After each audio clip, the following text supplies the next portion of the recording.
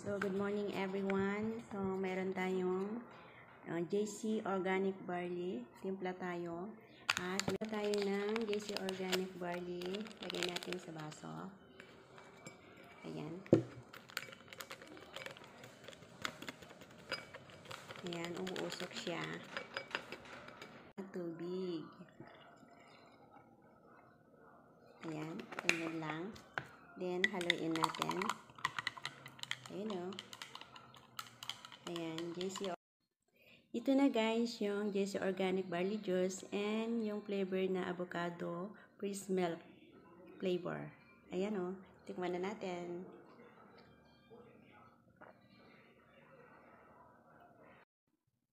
Ayan. Sobrang sarap talaga itong JC Organic Barley with avocado freeze milk flavor. Ang sarap talaga. Try nyo guys.